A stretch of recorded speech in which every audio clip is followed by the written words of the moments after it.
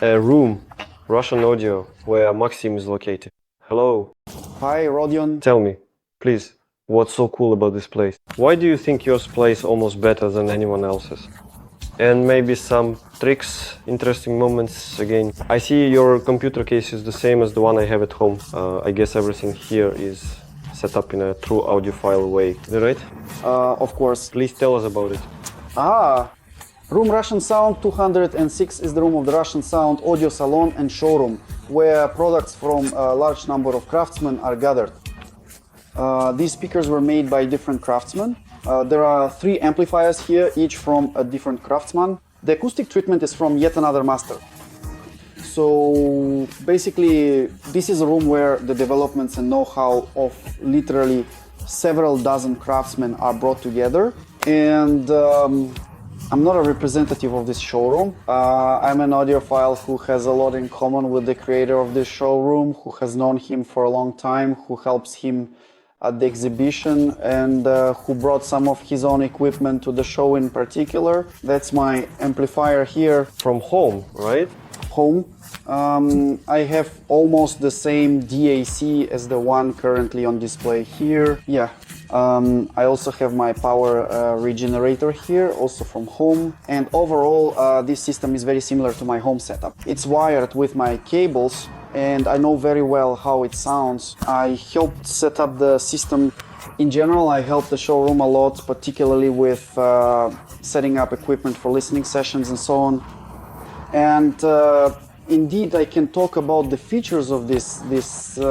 What is its advantage? The highlight here, in my opinion, is the DAC and the computer. This is the digital part of this setup.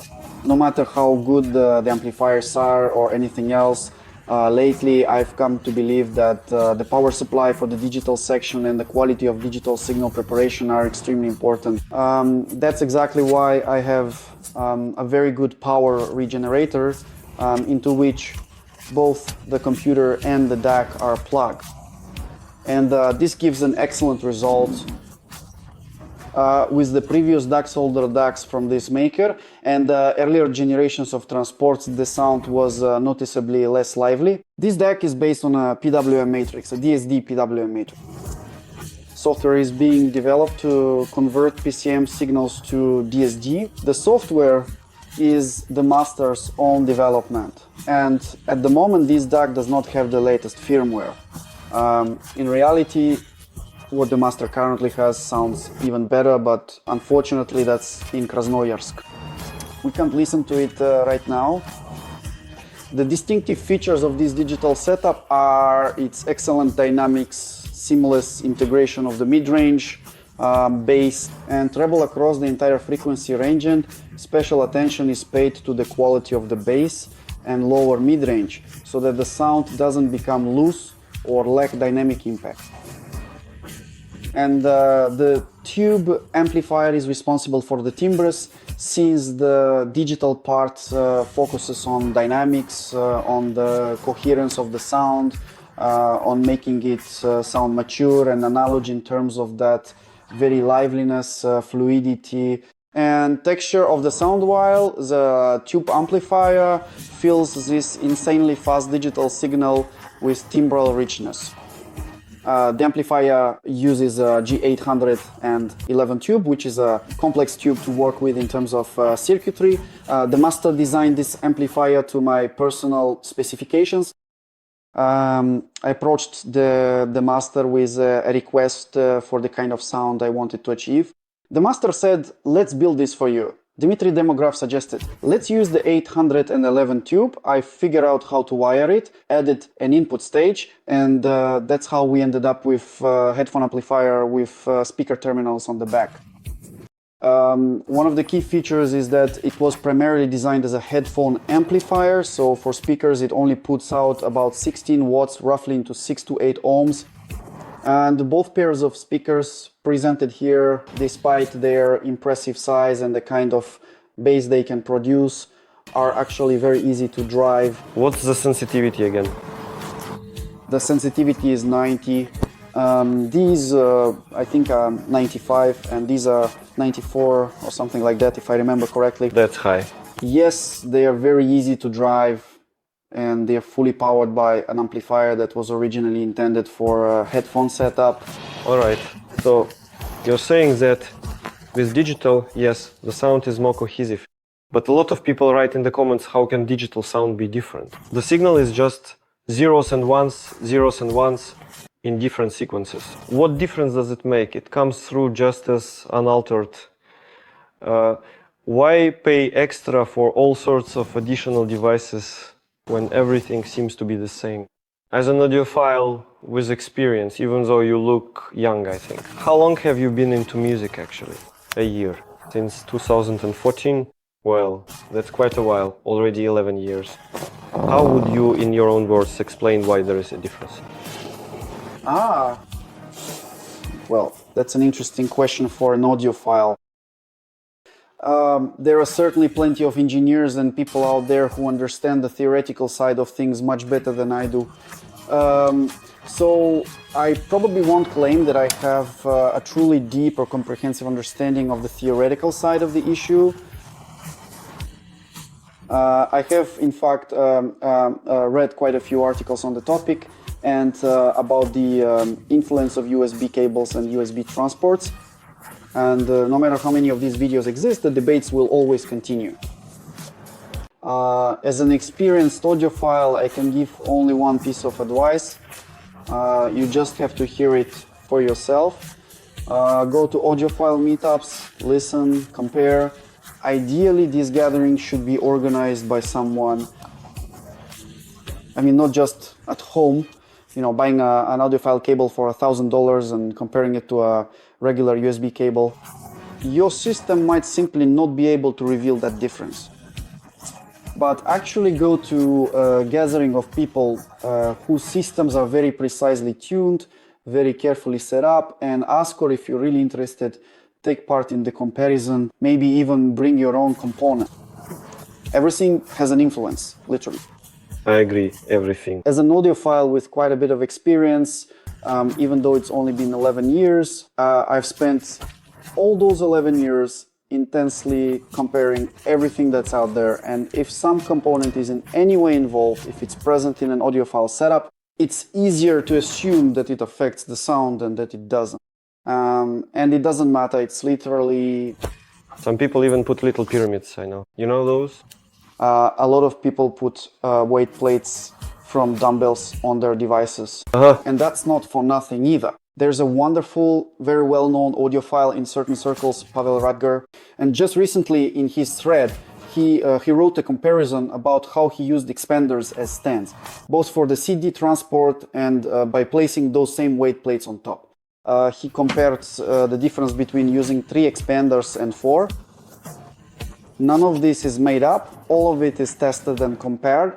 All of this really does make a difference. Just today, during the exhibition, we tried to figure out a software player and did a comparison for the guests.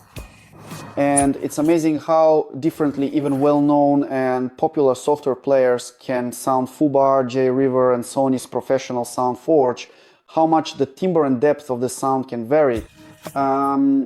And yet, it would seem that you select the same output ASIO.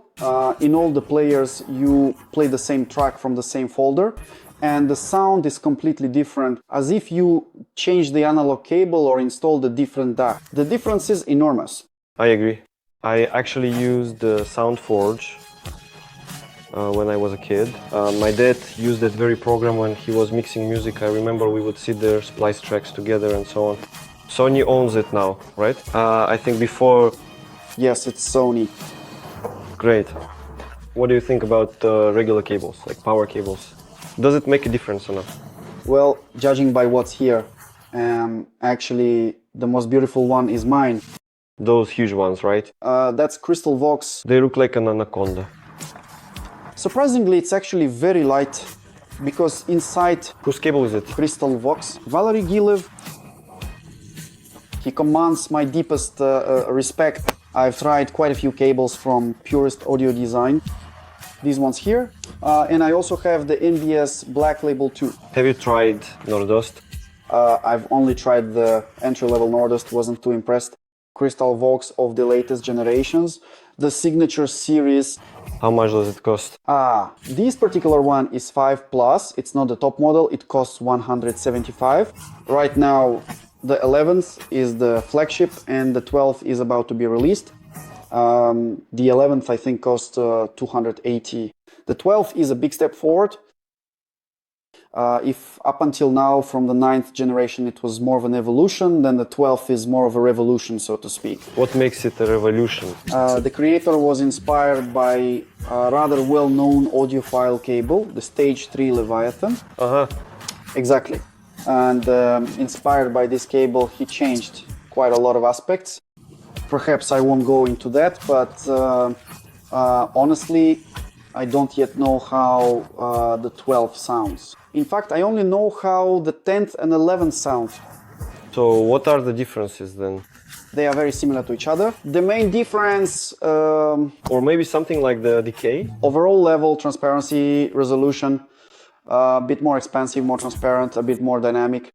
All these little improvements add up so that when you switch to the 11th after the 5 plus, the difference is almost double. Well, how much exactly? 100, 100? Well, that's not the point. In general, there is a difference. 100,000 in price, and this difference is really valid for 100,000. And you just want to... You want to get it? You want to get it. And it makes a difference here. The insulator is better. Why is it so light? Because the best insulator is air. I agree. After all, a lot of people use Nordost, for example. It's a very popular thing. Plus, my god, even acoustic actually has their top insulator as air too. People come up with all sorts of things. A very popular setup is when they use these round discs. There are some cables between them to maintain the shape, and the cable is wound around like this. Sometimes... It's the same system here, right? It's similar. Not quite here. Similar system is in the NBS Black Label. Also a thick cable, the one on the amplifier. It comes out there and goes back. It's made in a similar way. Here it's a little different, but here basically Valerie went even further and separated all 3 conductors, each into its own insulation, and inside they're also insulated with air. How exactly it's fixed and routed inside, I don't know, but as far as I can tell, it doesn't go around in a circle like that. What can you say about room treatment? Some people say that the most important thing in the hi-fi system is this is the room. For example, I don't agree with that because, well, you shouldn't go to extremes. If you're not in some kind of grotto or cave, then an average room, more or less, if you prepare it ton, some people don't prepare their room at all. Maybe they just have some bookshelves, big curtains, and overall, the system sounds good. What's your opinion? I would say that the most important thing in an audio system is everything. Absolutely. I can't single out anything that, in my opinion, would be the most important. Some people say that cables are the blood vessels of the system. The signal, the sound, all of that flows through them, these kinds of comparisons, allegories. Allegories? Yes, that's basically true as well. But really, everything is important. In my opinion, you can't ignore a single aspect if you want to build a truly top-tier system. A high-quality system that will sound like a well-revealed analog. Well, honestly, it's hardly possible to fully replicate analog in digital, although this particular setup comes very close to it. Regarding acoustic treatment, of course, it's not necessary to do everything exactly like here, setting up the speakers with a microphone, doing all the acoustic treatment by microphone and so on.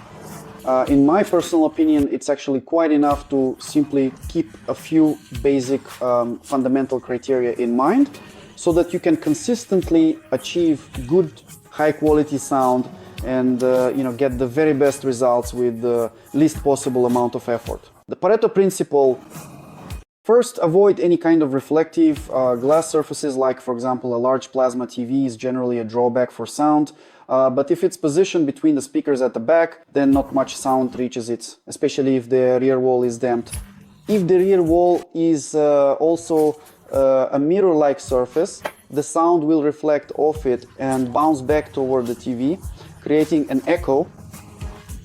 There will be a lot of distortion and the sound will be poor. If you dampen the rear side opposite the speakers and dampen roughly these two spots next to the speaker stoves are the main positions, you can dampen with anything. You don't have to use special panels. The less rigid the material, the better. Basically, even a bookshelf filled with books will work quite well, as long as it isn't covered by glass doors. But overall, that's the second rule, yes. The third rule is as little furniture as possible.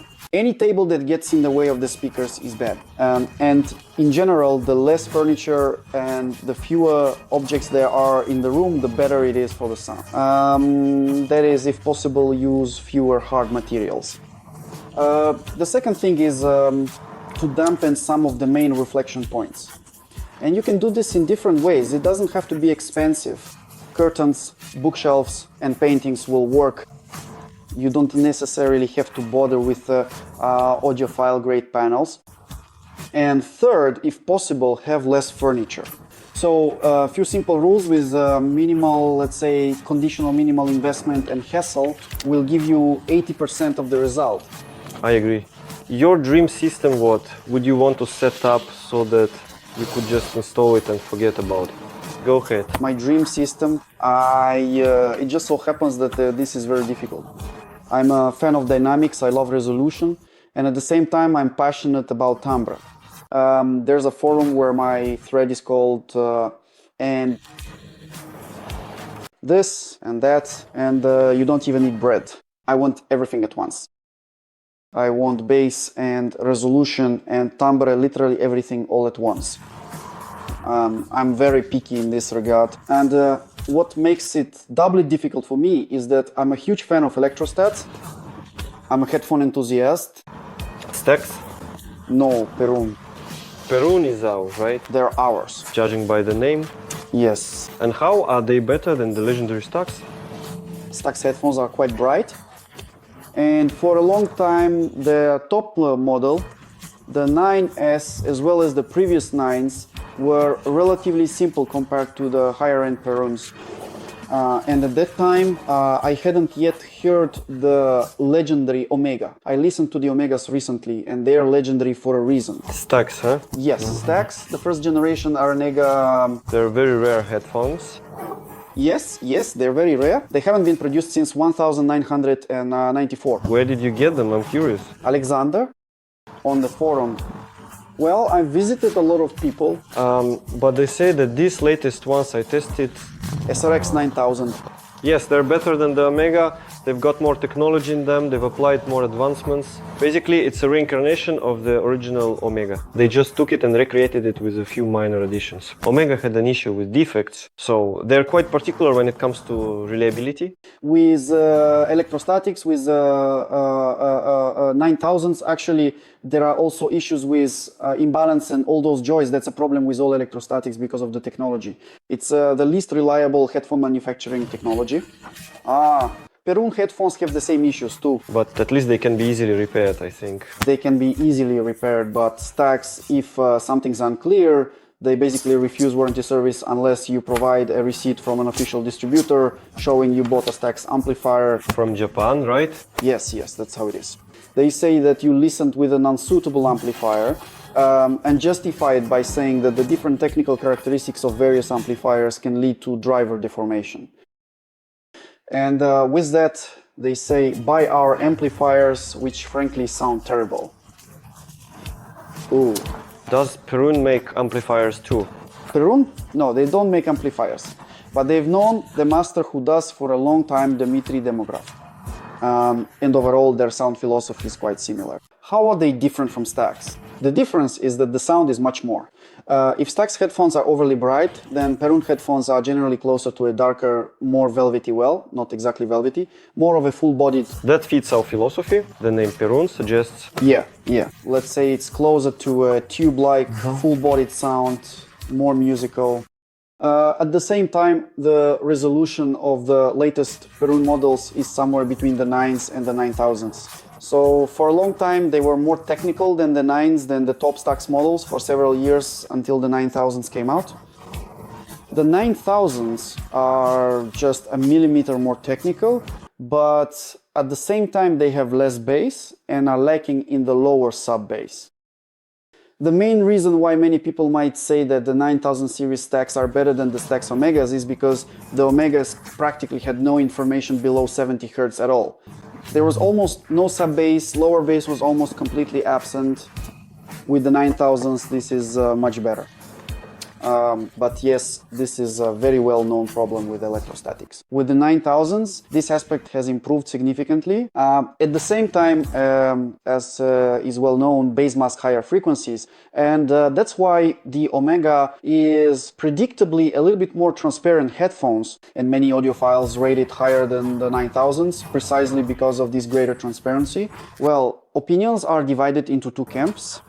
There is a third camp, the Peruns, which have a much more full-bodied sound and much more bass than either of the Staxes, and where there is truly deep sub-bass, where the headphones actually vibrate on your head while playing, because the membrane is very thick. And well, Alexander Zakharkov, the creator of these headphones, conducted a lot of experiments, including developing many generations of isobarics, and specifically his latest generation is an isobaric electrostatic. It's a sandwich of three status with two membranes in between. And besides the fact that the membranes themselves are quite heavy, the isobaric design gains additional kinetic energy from the mass of air trapped between these two membranes, which moves together with them. That's why the Perun headphones can produce very deep bass, and that's why they have more bass than the Stax headphones. And at the same time, thanks to the technology, they still remain more detailed than planar magnetics. And many generations of Perun headphones had an additional small, thin, high-frequency membrane that provided the finest, most delicate highs. There is no crossover at all. In other words, the headphones are completely passive, the split happens around 7 kHz, and there are no resonances or issues related to having two drivers. The two drivers blend together very smoothly and harmoniously, and you can't tell that there are two drivers. They sound absolutely like a single driver headphone. For Alexander, a very important aspect is sound coherence and the naturalness of timbres. He listens to classical music and vocals and pays a lot of attention to this. This is one of the main features of this headphone, as the liveliness of the timbres. Top ones? Yes. How much do they cost? 120. 120? Seriously? Yes. I just remember Stax headphones cost, when I tested them, something like 800,000, something like that. And there was another feature. They used a very noble wood, but here, just looking at it, the wood is worse. No, not worse. It's also respectable. Yes, you can see that this is really, in a good way, handmade. So everything is really handmade and everything is carved by hand. Well, is that a plus or a minus? It's hard to say. Well, for over 100,000... As always, opinions are divided. A lot of people want factory production without any visible... Oh, differences, right? Yes. Without any visible signs that it was made by hand. They want it to look like it's cast, like it's molded plastic, for example, or metal. But this is really something different. This is for wood lovers, for those who appreciate something vintage like this tube sound, and they also sound in that direction. Getting back to the question about my dream system. Right. I really like the sound of the Peruns. It's simultaneously rich, tonally saturated, with very fast bass, faster than the Dynamo, faster than the Bonar. Yeah, with excellent resolution across the entire range, and with tubes, the timbres become even richer. And that's exactly what I'd like to get in speakers as well. And at the same time, I fully understand that Martin Logans and all the other Apogees, etc., without the dynamic subwoofer, play sub-bass very poorly. In a large room, it's nothing like playing in a sealed chamber right next to your ear, 5 centimeters away, or even 2. But here, after all, it's an open speaker that plays across several meters, Well, Alexander Zakharov also has some experimental speakers, which unfortunately I haven't heard. There's only one pair and they're at his home. It's my dream to listen to them. And I suspect that these very speakers would be my dream system. It has exactly the same isobaric sandwich, this time with 6 membranes, in an electrostatic subwoofer and 2 bands of Middle Eastern frequencies. So I suspect that this is exactly the system of my dreams. And what kind of amplifier would you use? Their step-up transformers are used for all the components. The bias is 2000 volts, and it would have to be something really powerful, maybe even custom-made, possibly by the master who built my amplifier. Because basically I told him what I wanted and he made it. And it seems to me that in this case too, he could help me with this issue. Or by using the transformers that Alexander Zakharov currently has in this speaker system, just connect them to a tube preamp. Very interesting. Thank you very much, Maxim. Your exhibition is awesome. Still. And we'll keep moving forward, developing, improving, and searching for our best sound. Thank you. Thank you.